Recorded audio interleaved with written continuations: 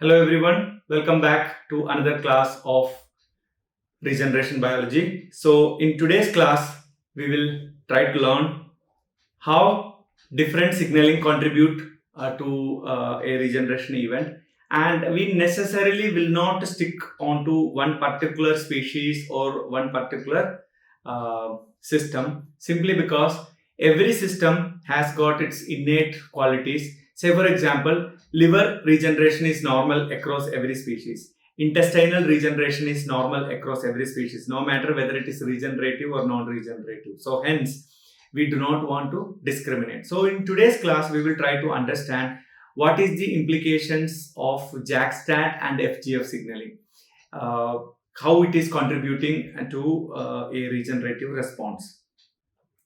So Jak-STAT signaling in pathway, it is a very critical conduit in the signal transduction from extracellular milieu to the nuclear gene regulation, and it encompasses around 38 non-protein ligands and up to around 36 distinct cell surface receptors that is contributing. So you can imagine what is the number of ligands and the number of receptors coming into picture. So the Jak-STAT signaling pathway, it incorporates about 4 different Jak enzymes, Jak1, Jak2, Jak3 and TYK2. And each is playing an integral role to the transmitting the cytokine signals within the cell. So we know the Jak is basically the inducer and the STAT is the one which after phosphorylation goes into the nucleus. The STAT family includes 7 members: STAT1, STAT2, STAT3, STAT4, STAT5A, 5B and STAT6. So these are all the major STAT genes, and each STAT protein that contains an amino terminal domain, a coil domain and a DNA binding domain. And also it also contains an SH2 domain. And lastly, it has got a carboxy terminal transactivation domain. So once the STAT3 goes and binds to the into the DNA inside the nucleus, it will attract more of the activators by using its transactivation domain. So this is a simple way of function. So Jak is the enzyme and STAT3 or different STATs gets phosphorylated. STAT3 is being one of the well studied and predominant STAT molecule, signal transducer and activator of transcription. That is the full form of STAT. So Jak-STAT, what Jak-STAT does before and after its activation. Under physiological condition, normal physiological condition, in presence of the presence and the distribution of Jak1 and STAT3 indicate their integral roles in involving the central nervous system homeostasis. So they are present, they should be there, because quite a lot of normal gene expression also driven by. So we cannot assume that every time Jak-STAT is meant only for regeneration. Many times homeostasis, running the normalcy of a tissue, also need lots of gene expression events, and that is also governed via Jak1 and STAT3. And after SCI, what is spinal cord incision or spinal cord injury? One of the major part of the central nervous system is spinal cord. A cascade of molecular events involving the Jak-STAT pathway is initiated. So parallel to this, what happens? A concentration of interleukin-6. IL-6, we know that it is one of the predominant pro-inflammatory cytokine. In the injured tissue, rises, go upward right from around 3 hours post-injury, and it peaks at around 12 hours and then gradually diminishes. So interleukin-6 also is induced within hours of injury in the spinal cord. So the spike in IL-6 concentration is closely aligned with the phosphorylation events of Jak1 and STAT3. So we should understand Jak-STAT is Jak1, STAT3 is important for maintaining homeostasis, and upon injury there will be induction of IL-6, and this also in conjunction with the phosphorylated STAT3 levels. Following a spinal cord injury, there is a notable rise in the level of pro-inflammatory cytokine such as IL-1, IL-6, TNF-alpha, both at the mRNA and at the protein levels. Besides IL-6, the members of the IL-6 family of cytokine such as IL-11, ciliary neurotropic factor also known as CNTF, and leukemia inhibitory factor known as LIF, and cardiotropin 1 and concostatin M, are known to activate. These molecules are known to activate Jak-STAT signaling pathway in soon after spinal cord injury. In spinal cord injury, the phosphorylation of phosphorylated status or phosphorylation state of STAT3 at the tyrosine 705 persists for up to 160 hours. That means roughly around 7 days following injury, while the interleukin 6 levels and the JAK1 phosphorylation gradually return to the baseline. So up to around 7 days it contributes in a spinal cord injury response. And these are all I am talking about an animal where the regeneration is possible. Now, associated with the Jak-STAT signaling, there is another major signaling pathway that contributes, that is NFkB. Because tumor necrosis factor alpha have a strong connection with NFkB, and NFkB acts in the nucleus. Let us see how NFkB aligns with the Jak-STAT signaling. Functional NFkB complexes are present in all nervous system cell types, every cell type, no matter whether it is a Schwann cell, oligodendrocyte, or radial glia or neurons. They are all expressed, including neurons, astrocyte, microglia, oligodendrocytes. They are expressed in them.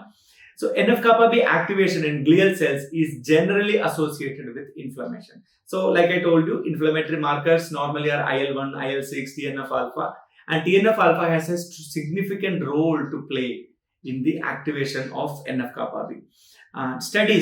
Studies have shown that NFkB activation protects the neurons from amyloid beta peptide toxicity and excitotoxic or oxidative stress. Many times, if you have too much of signaling events, say from free radicals or maybe any other external chemicals, there is too much of excitation happens to the neuron, that will lead to excitotoxicity. And this oxidative stress is also a major role that is contributing to the induction of NFkB, because these are all will cause an inflammatory response. NFkB can exert a positive and a negative influence depending upon the cell type and the nature of damage, because although we are mentioning damage, cellular damage, it can happen in different ways. See, apoptosis also is a cellular damage, necrosis also a cellular damage, or even cutting with a knife or a scissors is also a cellular damage. So depending upon what cellular damage, NFkB can play a differential role. Traumatic brain injury, that means you are creating a real wound or injury, and excitotoxicity and ischemia. Ischemia means cutting the blood supply to that area, that is lack of oxygen, that is ischemia, are characterized by NFkB's activation. Means no matter which part of the central nervous system you are injuring, whether it is a brain or spinal cord, NFkB gets activated. Simultaneously, basal level of NFkB activity in neurons is necessary for protecting these cells from the traumatic damage, with the effectiveness of protective effects depending upon the timing post-injury. So soon after injury, there will be some damaged cells, so they have to be cleared. No point in protecting those damaged cells. However, this traumatic response can trigger the damage to the existing cells. So you don't want them to die. Say for example, you have a wall and you created a hole in the wall. So 100 bricks are lost from that wall. So no point in protecting those lost bricks. But surrounding that hole, there are so many bricks. You don't want those bricks to fall down. If they also started falling down, the entire wall will collapse. So the adjacent to the injury spot, they need to be protected. So this is what we are referring to by protection, and based on the timing of the injury. Soon after injury, they are vulnerable to get damaged. Otherwise, this injury was in X area, and now because of the cell death or lack of protection, that X will now become 100X area. So you don't want that to happen. So endogenous NFkB activation might protect neurons under stress condition caused by damage by suppressing p53 mediated apoptosis. p53, we all know, you would have studied, p53 is basically induced based on a DNA damage. Soon after DNA damage, p53 is expressed and it will turn on p21, which will prevent the cell from continuing the cell cycle. That is first step. Then it will turn on the DNA repair genes. And again, if the damage persists, then it will turn on the apoptotic genes. So p53 basically a tumor suppressor gene one of its roles is to cause the cell to undergo apoptosis, provided the damage is not fixable. In that situation, it undergoes apoptosis. We should not think, oh, if p53 is induced, the cell will die. But the p53 mediated apoptosis can also be prevented. It can protect the neurons from undergoing apoptosis. Additionally, the protective role of the NF-κB in neurons include anti-apoptotic effects mediated by the induction of caspase inhibitors. Caspase means it's a protease. Wherever there is an aspartic acid residue, is there amino acid, it will cleave aspartic acid. That is casp, the name. And caspase is it's a marker of cellular apoptosis. So this NF-κB will cause induction of caspase inhibitors so that this protease will not act onto the cell. And also it will help in the expression of several antioxidant genes which can scavenge the free radicals. So these are all meant for protecting the cells. In contrast, inhibiting the NF-κB in microglia and astrocytes, it may contribute to favorable outcome following a central nervous system injury. This is also being observed. So the interaction between NF-κB and STAT3 pathway. Now let us see how NF-κB is contributing or aligned with STAT3.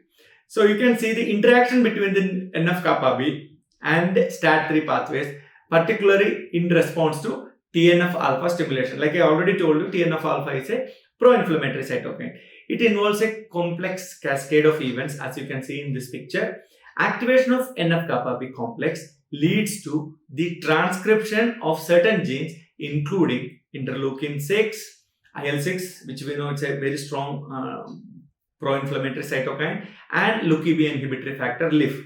The IL-6 produced by this process can act in an autocrine or paracrine manner. Autocrine means the cell which produces itself utilize that ligand. Paracrine means the cell which released the adjacent neighborhood is getting benefited. Just like a mosquito bite is in your hand and you are scratching yourself, or you are scratching your neighbor's back. So you are scratching your own hand is autocrine, you are scratching your neighbor's hand is called paracrine. So that is the main difference. So IL-6 can act in either way, leading to further signaling events. So the pro-inflammatory cytokines can have serious roles in triggering the early signaling events. So this activation involves IL-6 has got its own dedicated receptor, IL-6 receptor glycoprotein, that is GP130 complex, and another one molecule is Jak-1,2, Janus kinase, Jak1/2 and kinase, which then phosphorylates, which is capable of phosphorylating STAT3. So what you understand, interleukin 6, when it bound to on its receptor, can trigger the activation of Jak1,2 that will end up getting a activated or phosphorylated STAT3.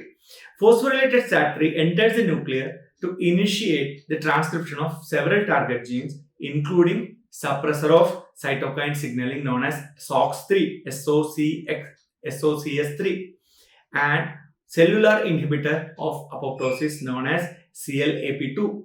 So this cycle illustrates this, what you can see in this picture, the intricate details that is interconnected between these two pathways during cellular signaling. As you can see here, TNF-alpha is present and NF-κB complex is present, and it will turn on a bunch of gene NF-κB complex.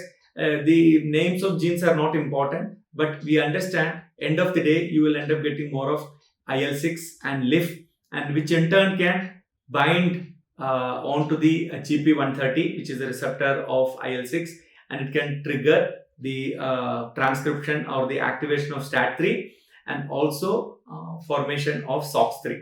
So this is how the network continues. That is the link between NF-κB and STAT3. This is their intercommunication. Upon damage, the astrocytes are characterized by the activation of inflammatory pathways, including NF-κB. So let us see inflammatory mediators such as interleukin-1 beta. We also remember interleukin-1 beta is involved in the fin regeneration also. And tumor necrosis factor alpha, IL-6 are induced no matter which tissue you are talking about.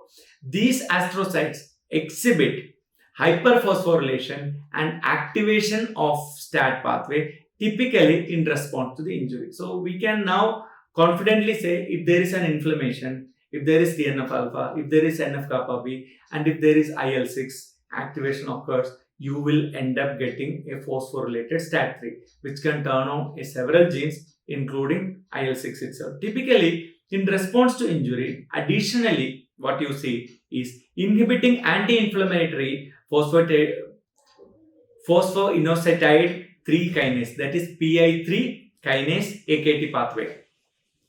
In these cells results in the decreased expression of neurotropic factor, which contributes to synaptic loss and apoptosis. So this is the flip side of it.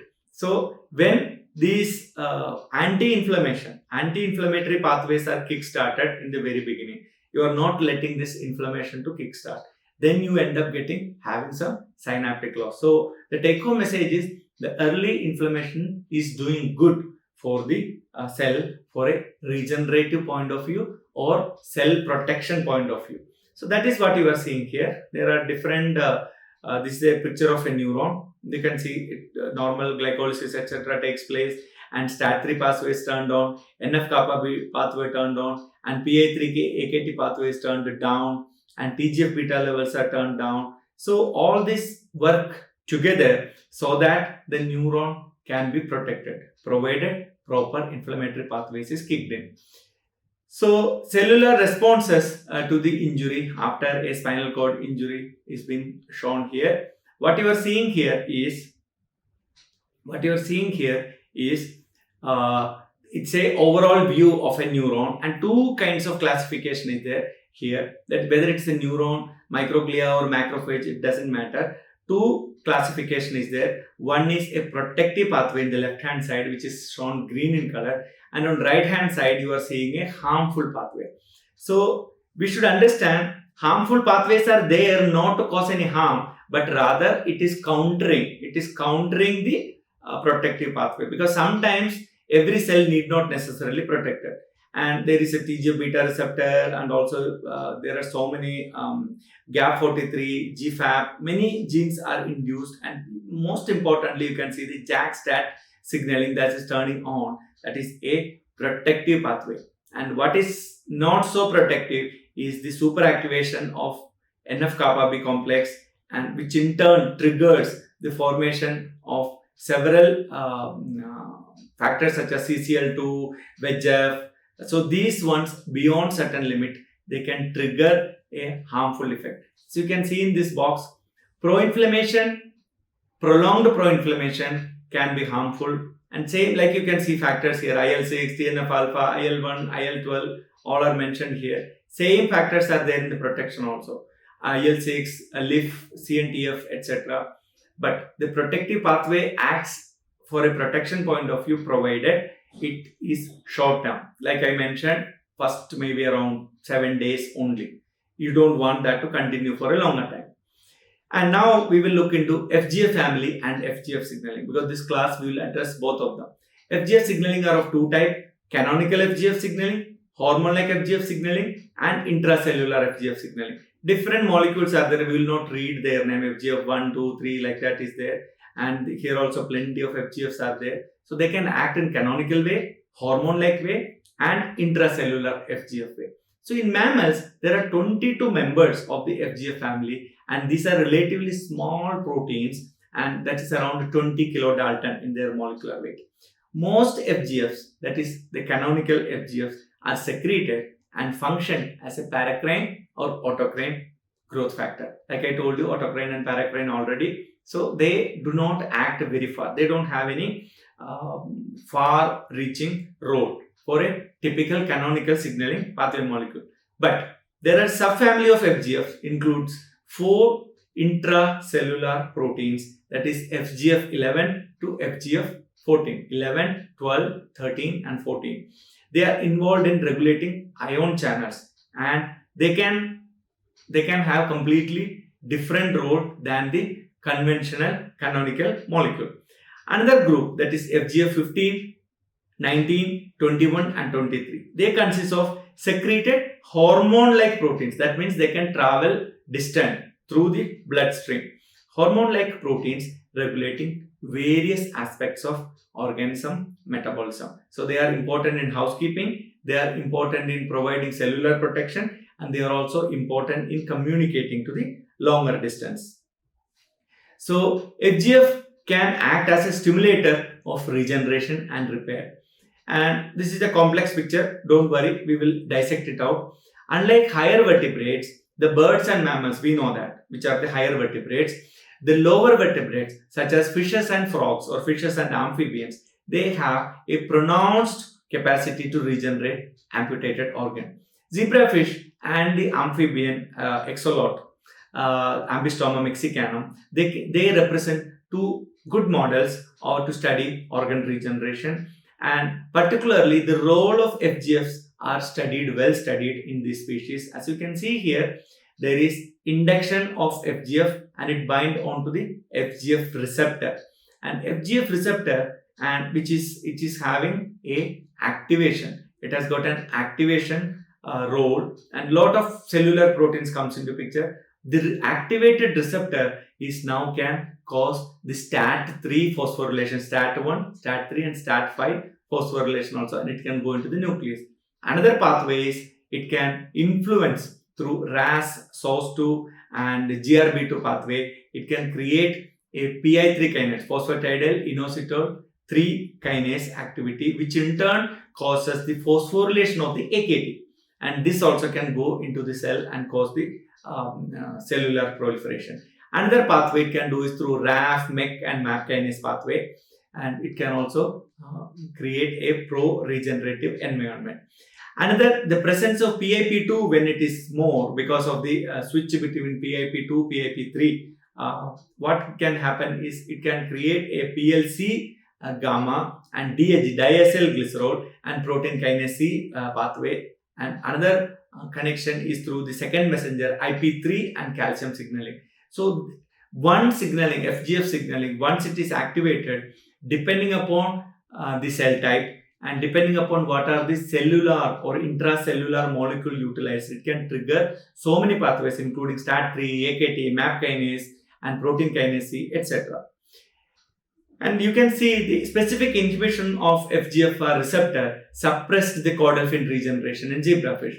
This effect was mediated by the suppression of the formation of the blastema. It do not allow the blastema to form, and the mass, the whatever cell mass that should have been formed is which is meant for an active proliferation is not occurring if you block it. The effect is basically the blocking of the FGFR receptor. That means FGF can act only onto FGF receptor. If the receptor is blocked, then the fin amputation will not cause a regenerative response. And overexpressing of the dominant negative mutant of FGFR1. Dominant negative basically means it is acting exactly like the receptor, but it will not do the job of a receptor. It will bind to the ligand and sequester it. Just act like a sponge. How sponge will suck up the water. Same way, dominant negative act like a mutant of FGFR1 can have a similar effect. And scientist Keating and colleagues, they found that FGF20 is essential for zebrafish fin regeneration. We have seen about FGF20 in our previous classes also. Those who are wanting to revisit it, you can look back other class lectures.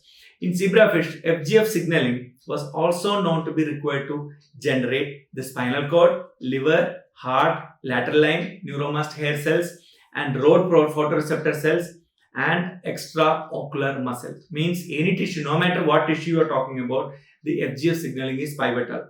An enhanced expression of FGF8 was detected in regenerating larval limbs of African frog Xenopus, and also FGF inhibitor suppressed the regeneration of the Xenopus tadpole tail. That means similar to zebrafish, FGF is important for Xenopus as well.